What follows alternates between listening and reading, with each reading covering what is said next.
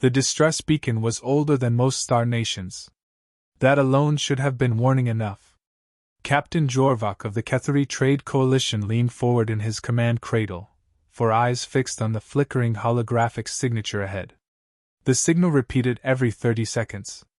Crude. Analog. Embarrassingly primitive. And coming from the Sol system. Humans, his tactical officer muttered, the word tasting like ash on his tongue. Jorvak flexed his mandibles thoughtfully. Status of our drive core? Still hemorrhaging plasma. If we jump again, we vaporize. Silence descended over the bridge. No one liked the idea of approaching Earth. Humanity wasn't officially hostile. Not officially friendly either. They were unpredictable. Like a weapon someone forgot to install safety features on.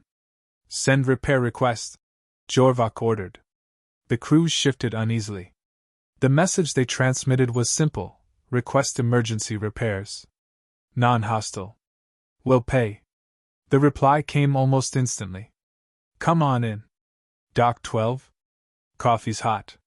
The bridge went quiet. Coffee? Someone whispered. Earth orbit was chaos. Thousands of satellites. Shipyards stacked like metallic cities. Weapon platforms pretending not to be weapon platforms. Civilian freighters flying within kilometers of warships large enough to blot out stars. Jorvak felt a tightening in his chest sacs. Why does their civilian traffic fly through military formation zones? His navigator asked. Because, Jorvak said slowly, they don't see a difference. Dock 12 swallowed their damaged cruiser like a patient predator. The moment magnetic clamps locked, human voices flooded the comms. Welcome to Earth Orbital Repair Cooperative. Please shut down weapons and try not to explode. Dock Tech incoming. Also, who wants coffee? The humans arrived in coveralls and heavy boots. No ceremonial armor. No military escort. Just tools, datapads, and thermal mugs. One of them slapped the hull affectionately. Damn, she's held together with hope and duct tape. Respect. Jorvak blinked. You can repair it? The human shrugged. Buddy, we can fix anything except bad marriages and political debates. They worked fast. Terrifyingly fast. Within hours, humans had disassembled systems Kethari engineers wouldn't touch without religious rites. Within 12 hours, the drive core was not just fixed, it was better. Jorvak stared at the new diagnostic numbers. Your efficiency output is illegal, he said slowly. The human grinned. Yeah. Don't tell anyone. Then came the upgrades. It started small. Hey, your targeting software is trash. Mind if we patch it? Then, your shields lag during phase transitions. We can fix that. Then, you don't have automated damage control drones? That's adorable. Jorvak should have said no. Instead, he found himself watching as humans quietly turned his mid-tier trade cruiser into something that made his tactical officer whisper prayers. Then the coffee arrived. Dark. Bitter. Powerful enough to make Jorvak's third heart stutter. Why are you doing this? He finally asked the human supervisor. The man took a slow sip. Because you asked nicely. Jorvak didn't believe him. He would later learn the real reason. The first hint came when long-range sensors screamed. 37 unidentified war signatures dropped out of hyperspace at the system edge. Pirate Confederacy. The worst kind. Not raiders. Exterminators. A message blasted across open channels. All non-human vessels, power down and prepare for boarding. Humans, this is a resource acquisition event. Compliance will reduce casualties. Dock 12 went silent. Then the humans started swearing. The supervisor set his coffee down. Well, he said, that ruins Tuesday. Jorvak felt cold. How many warships does Earth have operational? The human scratched his beard. Officially? Yes. Enough. And unofficially? The human grinned like a predator waking up. Enough plus friends. Dock alarms blared. Across orbit, civilian ships changed formation. Cargo haulers rotated, revealing hidden missile racks. Mining vessels powered up railguns designed to crack asteroids. Shipyards unfolded into defense grids. Jorvak watched, stunned, as the entire orbital infrastructure became a weapon. "You weaponized your economy," he whispered. The human shrugged. "War's expensive." Then came the twist. The supervisor handed Jorvak a datapad. Jorvak scanned it. His blood ran cold.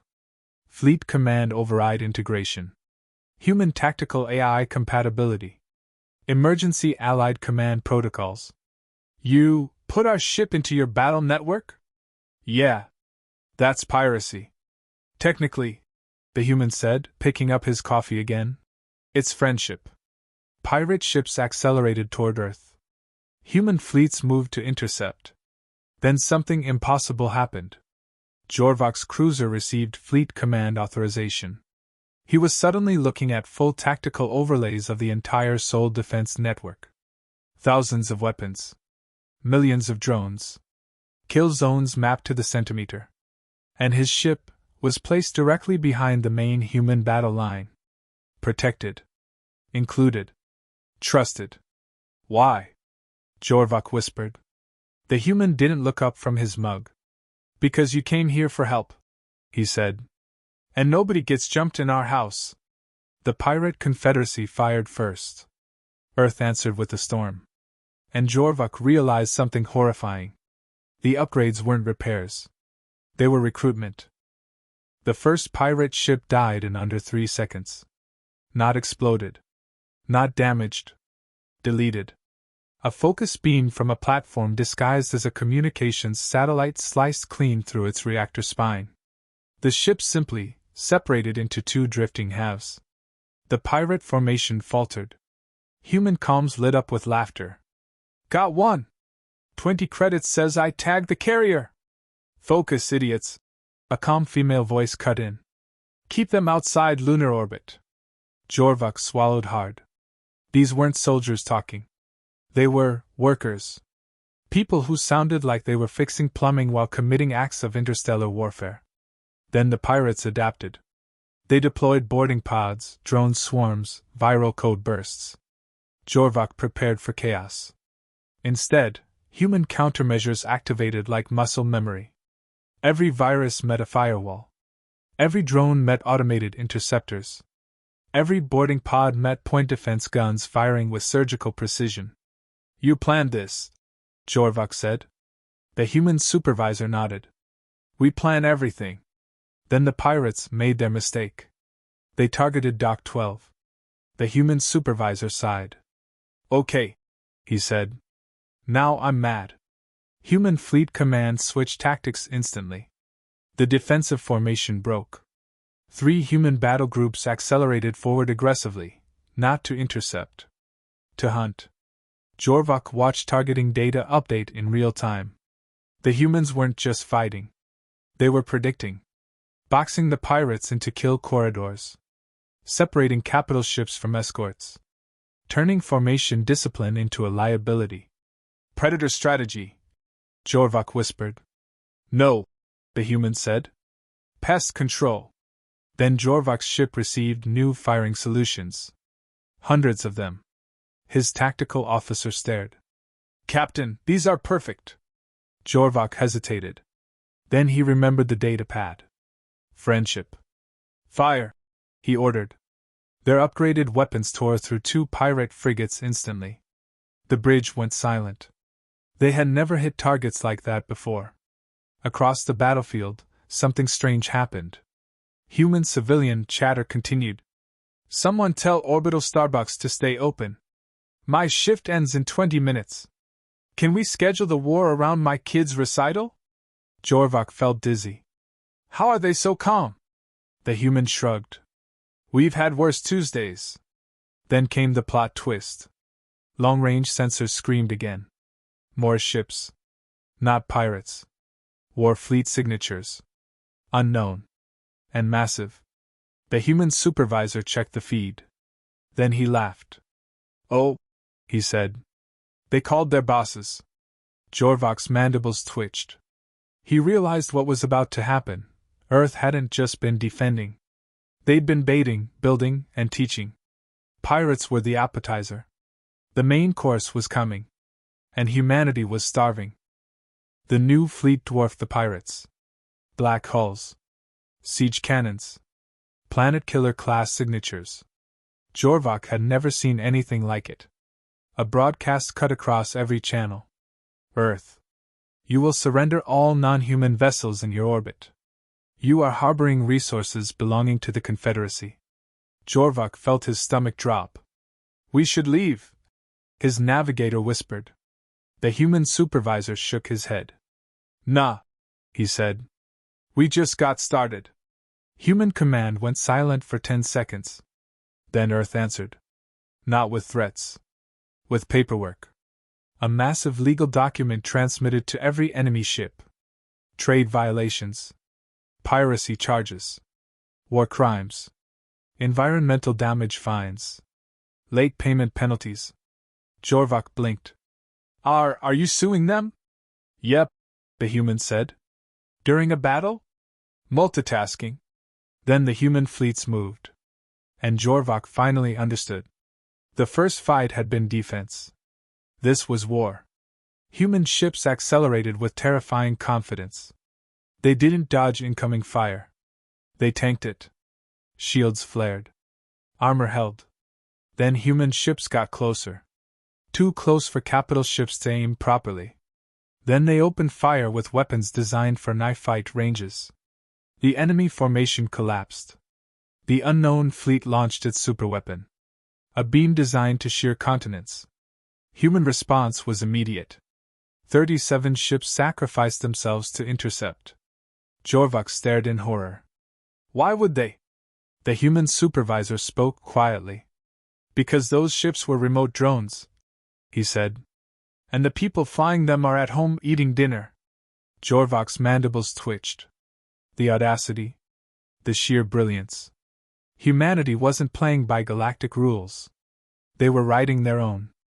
The enemy command ship tried to retreat. Human ships didn't chase. Instead, something else appeared. From behind the moon. Hundreds of ships. Old ships. Retrofit ships. Civilian ships. Ships with mismatched armor plates and visible weld lines. Reserve fleet? Jorvak whispered. The human smiled. Volunteers. And then the galaxy learned the first universal truth about humans. They didn't just fight wars. They made wars personal. Each battle line became a maze of kill zones, a death trap disguised as routine formation. Each ship moved with autonomous precision, predicting enemy maneuvers before they were even executed.